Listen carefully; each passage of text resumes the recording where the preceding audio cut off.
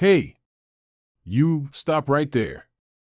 The shout cut through the sweltering Montana air just as Malcolm Reed reached for the hardware store door, his hands still dusty from a morning run. Within seconds, he was slammed against a brick wall, cuffed, and humiliated in front of a parking lot full of strangers, guilty of nothing but fitting a description. It was the kind of heat that wrapped around you like a second skin, dry, relentless, the Montana sun hanging low and angry over the city of Billings. Malcolm Reed wiped a bead of sweat from his brow as he jogged up the last block toward Carter's Hardware. His sneakers kicked up dust from the trail, leaving a thin line behind him like he was tracking memories. He wasn't thinking about anything dramatic. His mind was on garden gloves, a hose nozzle, and 2 bags of potting soil, nothing more. His mom, Gloria, had texted him the list earlier, and like always, Malcolm made time to take care of it. That's just the kind of man he was. 36 years old, Army medic turned trauma nurse, steady hands, a calm voice in chaos. People in his neighborhood knew him, respected him.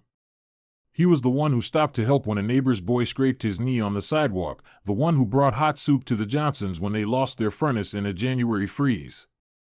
He wore that responsibility like others wore watches, always there, always working. That day, he wore a gray hoodie darkened with sweat around the collar, black gym shorts, and trail-worn Nikes. Just another guy out on errands. But when he reached for the heavy glass door of Carter's, everything changed. Hey! You, stop right there. The voice came sharp, loud, and wrong. Malcolm froze, instinctively lifting his hands an inch away from his body, palms open. 2 officers were already closing the distance, Deputy Craig Bowers, broad, sunburned, face twisted with authority, and Officer Tyler Grisham, younger but full of the same misplaced certainty. Malcolm didn't move. "What's going on?" he asked, voice even, trained. Bowers didn't answer with words. His hand clamped down on Malcolm's shoulder, yanking him sideways so hard the fabric of his hoodie twisted against his chest. "You match the description," Grisham muttered, stepping in front of the hardware store's entrance, blocking any path forward or back. "What description?" Malcolm asked. Calm. Not pleading. Not defiant. Just a question. Bowers barked a joyless laugh. "You know what you did." And just like that, he was shoved, hard, against the brick wall next to the automatic doors. A loud smack echoed out across the parking lot. A mother buckling her toddler into a car seat paused mid-motion. A teenager on a bike rolled to a stop. The guy unloading bags of mulch into his pickup stared with narrowed eyes. But no one stepped forward. Grisham wrenched Malcolm's arms behind his back, the metal cuffs biting into his wrists. "Got yourself caught this time, huh?" he sneered. "Caught doing what?" Malcolm asked, still not resisting. He hadn't even made it inside the store. "You haven't even checked my ID." "Don't need to," Bowers snapped. "You fit the bill." As if that was enough. As if that always was. They dragged him across the asphalt, gravel scraping his shoes. One of the cuffs pinched hard into the base of his thumb, but he didn't flinch. That wasn't how he'd been trained. The back of the cruiser was hot, the plastic seat scalding through his shorts. The door slammed shut like a verdict. No questions. No rights read. No names asked. Just a black man in a hoodie on a hot day with 2 officers and no way out. Inside that cruiser, Malcolm sat motionless, the sweat running cold down his back now, not from fear, but from fury, deep, steady, slow-burning fury. Not the kind that made you yell. The kind that made you plan. Dispatch crackled to life 15 minutes later. Suspect already in custody, picked up over on Livingston Avenue. No hoodie. White t-shirt. 5'8". Tattoos on both arms. Confirmed match. Silence in the cruiser. Then a mumbled curse. The front doors opened. The 2 officers looked anywhere but at Malcolm as they undid the cuffs with practiced fingers. Bowers didn't even fake a sorry. "Get out of here," he barked, like Malcolm was a stray they decided not to put down. Malcolm stood, slowly, rubbing his wrists. The raw skin stung. He looked both men in the eyes. Not to provoke. Just so they wouldn't forget him. "You'll hear from me," he said, voice calm. Bowers scoffed. Grisham looked away. Malcolm turned without another word, walked back toward Carter's, where the same onlookers stood pretending they hadn't seen anything. A few whispered. A woman clutching a canvas tote took out her phone, started recording, but too late. The moment had passed. The damage had not. He picked up a cart, walked straight to the gardening aisle. Gloves. Hose nozzle. Potting soil. His hand still shook slightly. He paid in cash, nodded politely to the cashier, and walked back into the sun, arms full, jaw clenched. Back at the truck, he popped the tailgate, loading the soil with careful, deliberate movements. Each lift sent a bolt of pain through his wrists, but he didn't stop. The pain grounded him. It reminded him. He was a veteran. He had held pressure on open wounds, pulled civilians out of flipped trucks, comforted soldiers whose last breath came with his name on their lips. And here he was, dragged across a parking lot like trash. A voice called from across the lot. "Malcolm." He turned. It was Mr. Everett, retired Marine, owner of the pawnshop next to Carter's. Crew cut still tight, flannel shirt despite the heat. "You all right, son?" Malcolm gave him a nod, the kind that said more than it looked. "Misunderstanding," he said. Everett frowned. "Didn't look like it." "It's handled," Malcolm replied. "Not yet, it ain't," Everett said, his voice low. "Don't let them walk over you." Malcolm didn't answer. He didn't need to. He knew what had to happen next. Not rage. Not confrontation. But reckoning. That night, after dinner, roasted chicken, mashed potatoes, the kind of meal his mother made when she didn't want to talk but wanted him to feel loved, he stood in the hallway staring at the closet door. Inside was the uniform. Dress blues. Clean. Pressed. Medals polished. The combat medical badge pinned. Like a silent witness. He hadn't worn it since the funeral of a fellow medic 3 years ago. But now it felt necessary. Not for pride. Not for nostalgia. But because sometimes the world refused to see you unless you forced it to look. He laid everything out on the bed, jacket, pants, gloves, brass shining under the soft bedroom light. Each piece slid on like armor. The weight of service. The truth of who he was. This wasn't about revenge. It wasn't about going viral. It was about dignity. And about never, ever being invisible again. As he sat in the old chair by the window, the uniform folded neatly beside him, he stared out over the dark street. Porch lights glowed warm along the row of houses. A sprinkler clicked quietly in the neighbor's yard. Safe. Quiet. But that safety didn't belong to everyone equally. Tomorrow, he would walk into that sheriff's office, not with anger, but with history. With truth. And with the kind of strength that didn't need to shout. Just stand. By 6:12 a.m., Malcolm Reed was standing in front of his bathroom mirror, tying the last loop of his dark navy tie with deliberate precision. The house was quiet, but his mind wasn't. He hadn't slept much, not because of rage, but because of resolve. His dress blues lay across the bed like old friends summoned for one more mission.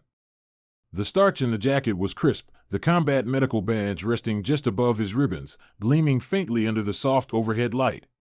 He adjusted the cuffs of his white gloves, ran one final hand over the buttons, then stepped into his polished shoes, mirror-shine black leather that clicked across the floor like punctuation marks.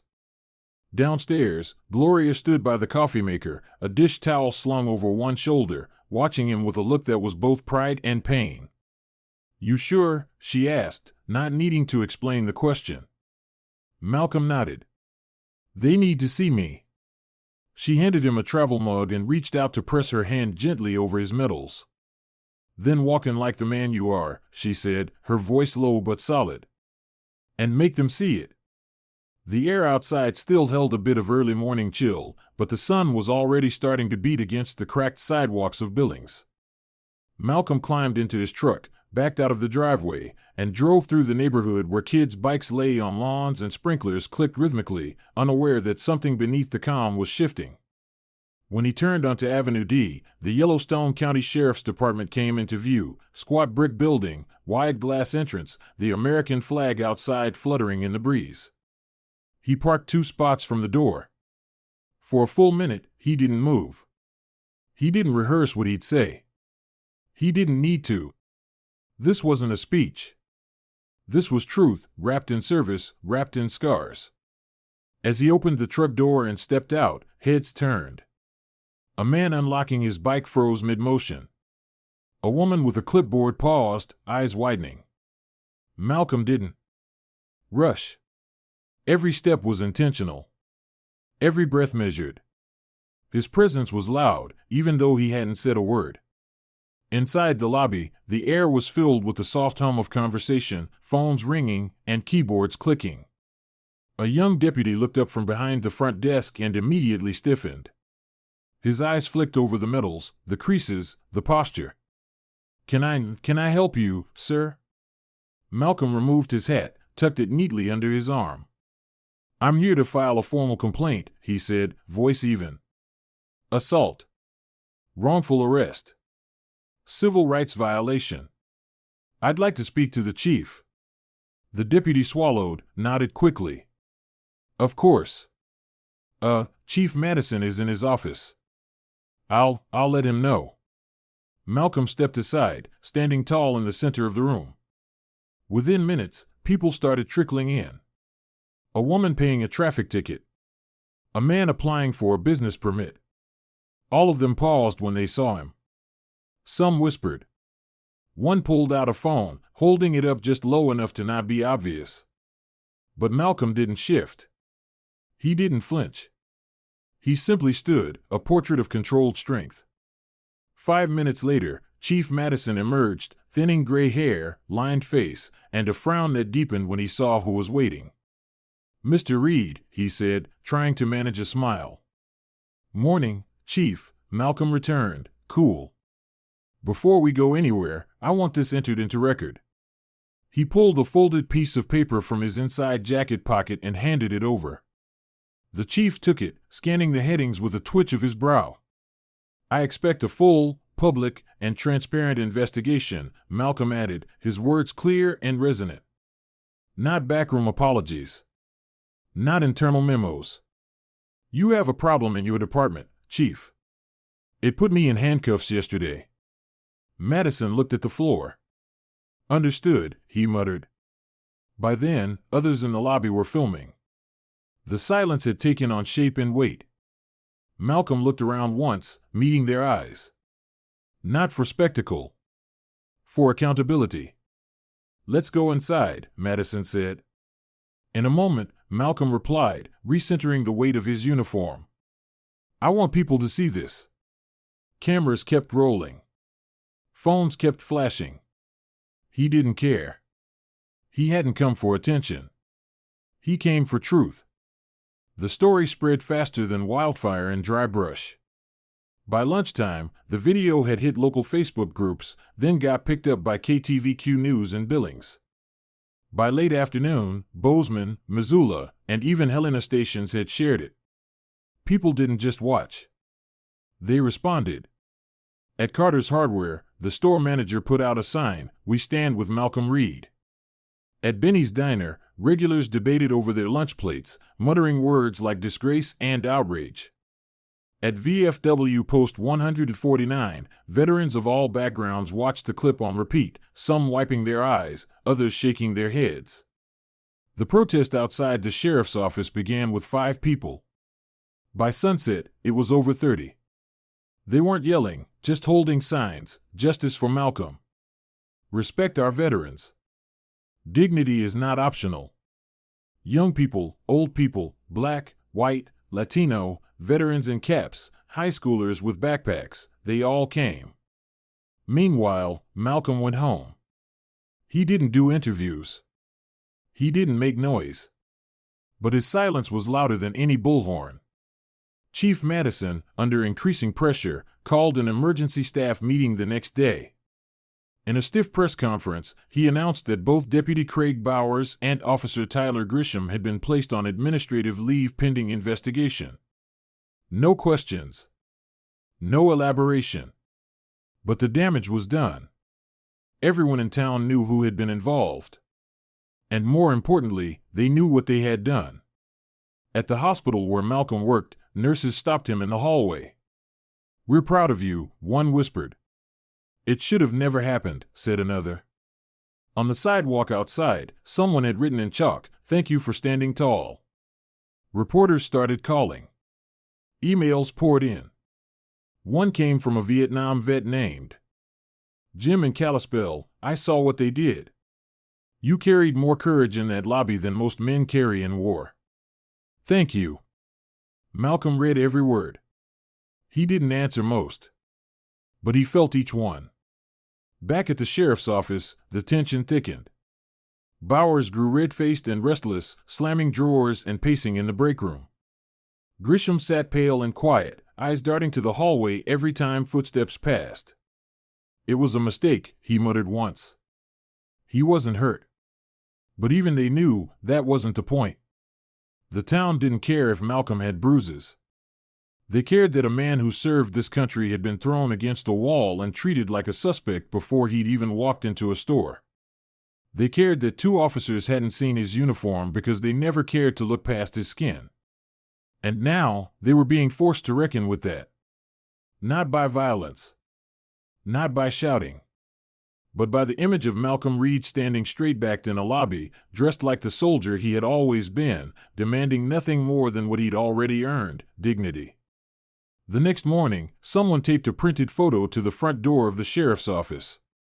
It showed Malcolm in his uniform, standing in the lobby. Someone had scribbled underneath it in thick black marker, "This is what strength looks like." And suddenly, the entire town was watching.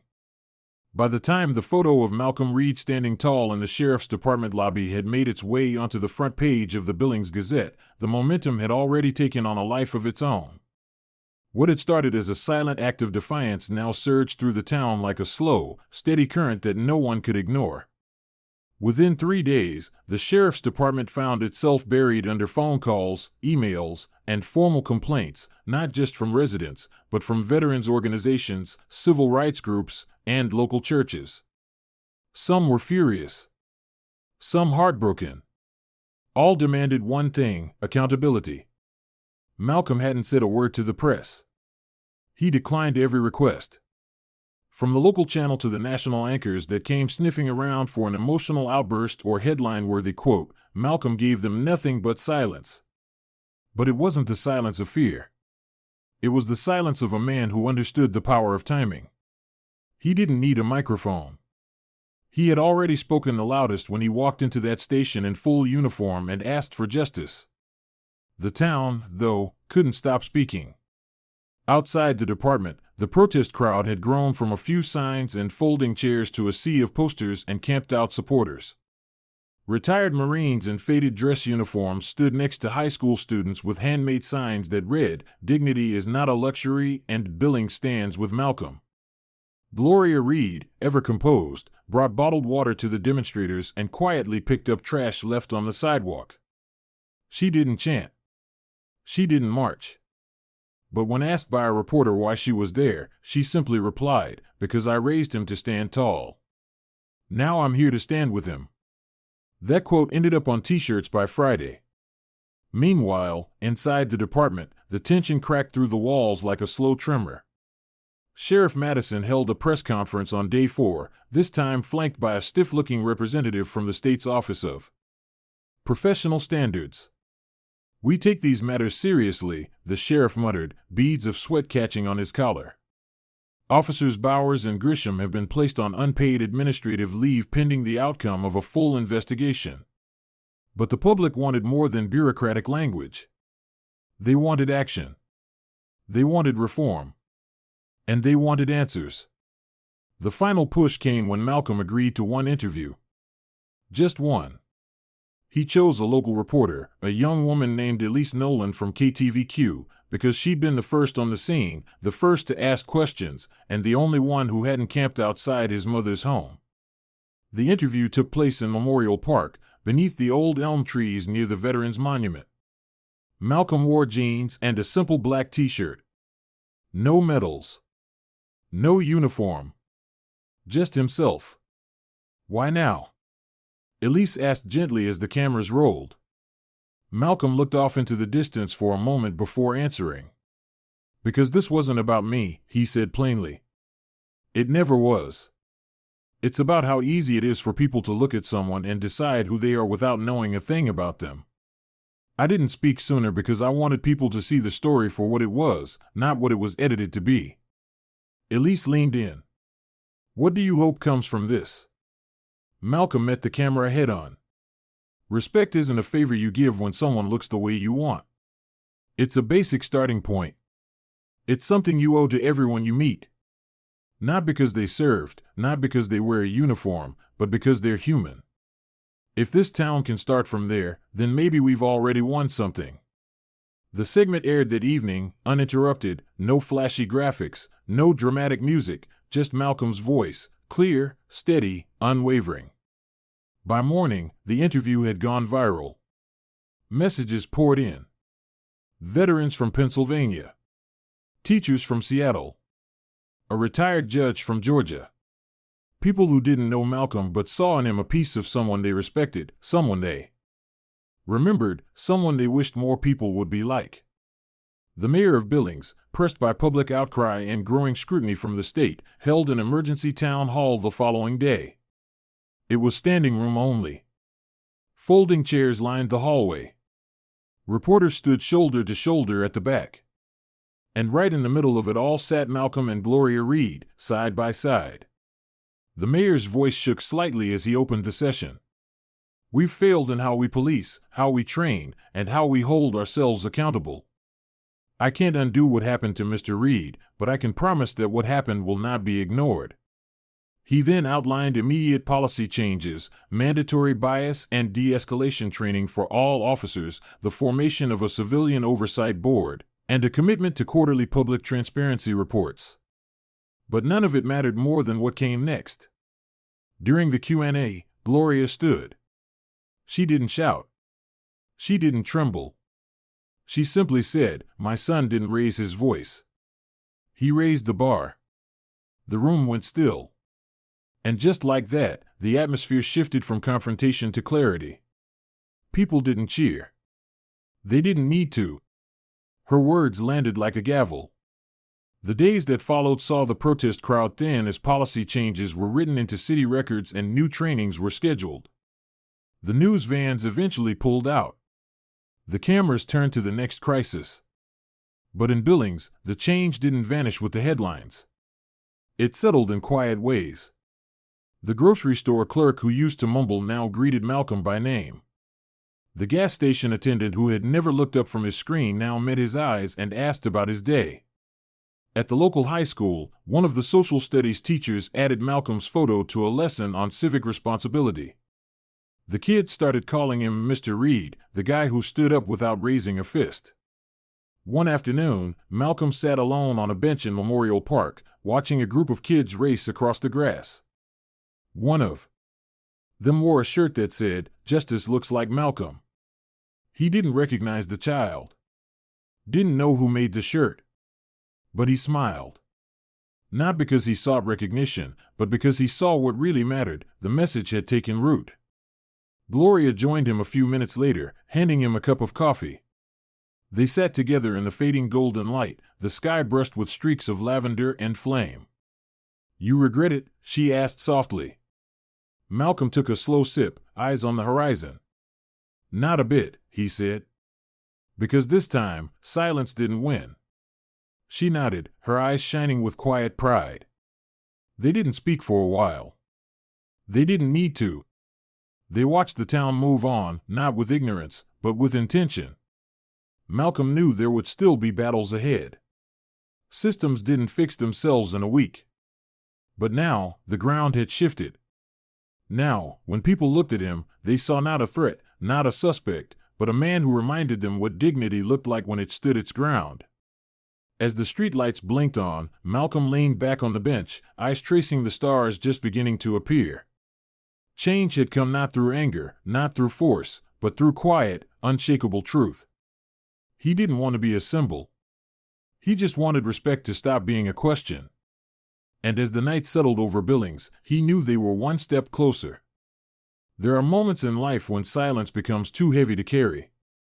When dignity, though quiet, must step forward and speak, not with anger, not with noise, but with presence. Malcolm Reed's story isn't just about a wrongful arrest. It's not only about the uniform, or the handcuffs, or the crowd that eventually gathered. It's about the strength it takes to stay composed when everything in the world tries to reduce you to something less than who you are. The truth is, injustice often doesn't announce itself loudly. Sometimes, it walks in quietly and expects you to bow to it. But the most powerful response isn't always rage, it's resolve. Malcolm didn't shout. He didn't seek revenge.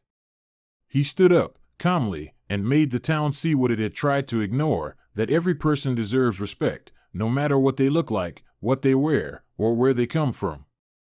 As the author of this story, I hope you take away more than just the facts of what happened. I hope you feel the weight of it. I hope it reminds you that change doesn't always come with a riot.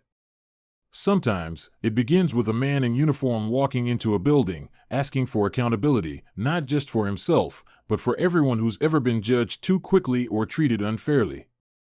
Let this story be a mirror, especially in today's world. Ask yourself, are you the one who speaks up when something is wrong? Or the one who looks away? Do you see the full person in front of you, or just the image your assumptions have created? Respect isn't given because someone earns a medal. It's owed because they are human. To everyone listening or watching this on our channel, thank you. Thank you for taking the time to care. Stories like Malcolm's matter because of people like you.